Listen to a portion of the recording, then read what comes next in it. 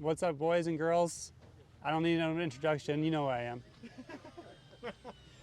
Colton Haaker. He is a rock star. Hey, man. Well, here we are, 2024 season. Yep.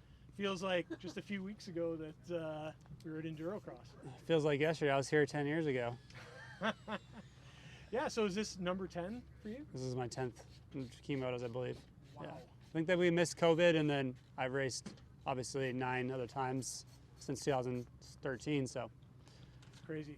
Yeah. So how do you how does this race stack up in the pantheon of the U.S. Hard Enduro Series for you? It's just totally different than all the rest. So that's one thing. We have a GPS and open desert, and it's always different. Like the format's always different. So my 10th year, I think the format's gonna be similar to last year, if not the same.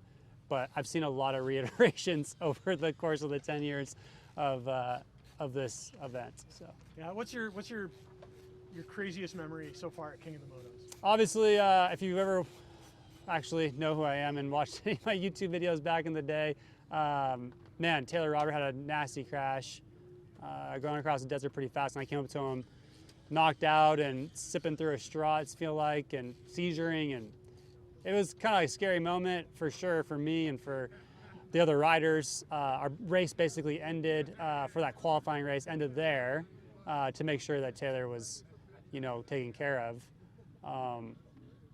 Yeah, it's a brutal place, It's a relentless, you're going across a desert, and then you have to ride up some really rocky, nasty terrain. So you have to be able to set your bike up for really, really difficult terrain, which is more of a softer setup for traction.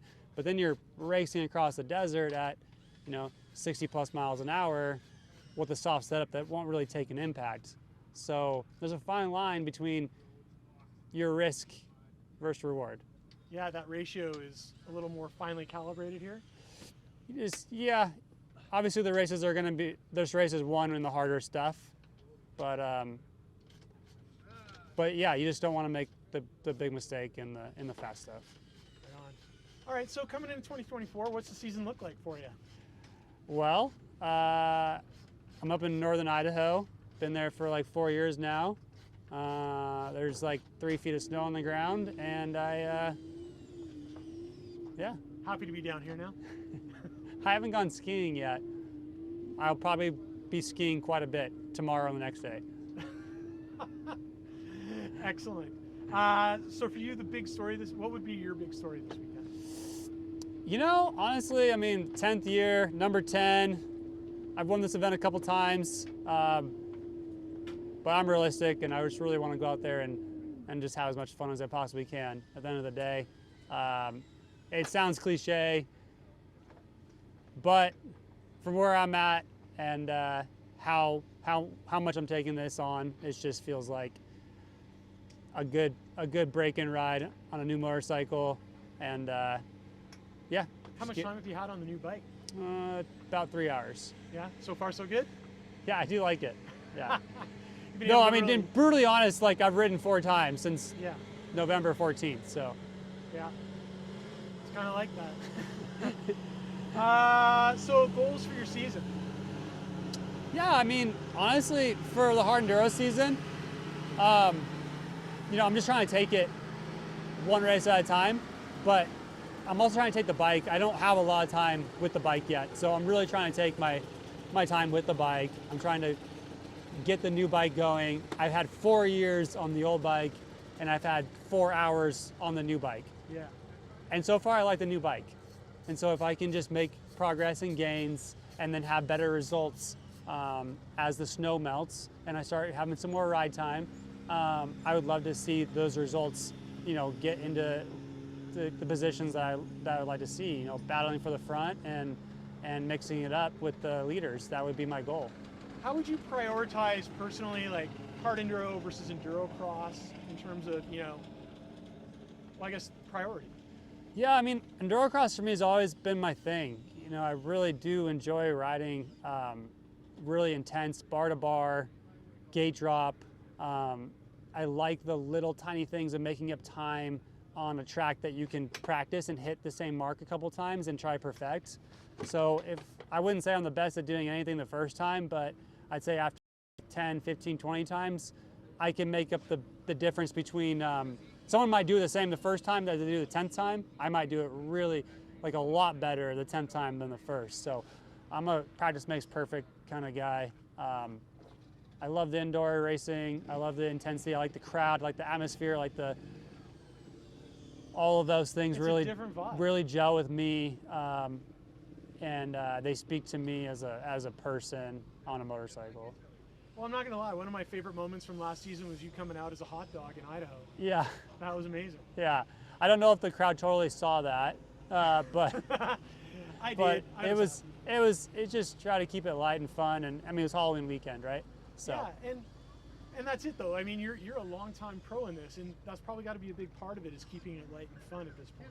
yeah, I mean, I don't ever take myself too seriously, and I don't really take anything I do too seriously. But I'd like to do well. So Are you looking at going to Europe at all this year? Or? not really. I don't think so. No Europe vacations for me. I don't think.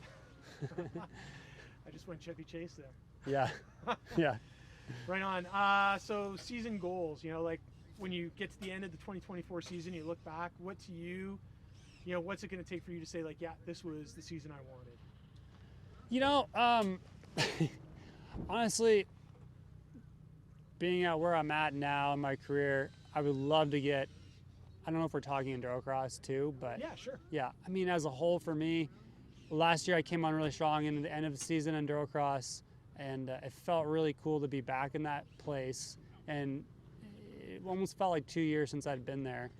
And so knowing that I can get back to that spot, I would like to start the season in that place and end the season in that place. So whatever that means, if that means I win because of that, or if I get second, third, fourth, fifth for that, I would just love to see myself back in the place where I'm confident, riding well, and enjoying myself, my bike, and my surroundings. Well, it was really interesting to watch in endurocross last year, that progression that you had from the first couple rounds, and then you and Tristan kind of had that similar trajectory. The first couple rounds down, and then like, Yeah, yeah, upward. yeah, yeah. I think it was a good season. For me, it was a little bit anticlimactic, but it was showed that I'm still more than capable of getting in there and winning races and being the rider and riding the way I know that I know how to ride. Honestly, the 4 years before that were very tough for me to manage. I wasn't gelling with the motorcycle very much before that, and that was the bike that I was riding. So when I got the new bike, it just did a lot for me, confidence-wise and comfortability-wise. Was it just a chassis difference? Yeah, or- yeah, just the chassis. Just felt a lot better for you. Yep. Right on. That's, Cool, man. yeah. So this weekend, you got a specific goal you're willing to talk about on camera? Well, if I could be on the podium this weekend, that'd be amazing. Yeah. But honestly, just coming out healthy and safe is number one goal. Number two goal would be have a lot of fun, and number three goal would be try to be on the podium or as close as I can be to that front. Right on. So, Anyone you want to shout out to? dude, honestly, I just want to shout out my mechanic over here, Kale, Juice Smoothie Man. Yeah. He's been working hard. He's putting in the work. Young kid. It's like to see it, and motivates me to push and do my best. Super cool, man. Yeah. Well, hey, thank you. Thank you. I'll be checking in with you over the weekend, and good luck out there, man. Cool. Appreciate it. Cheers.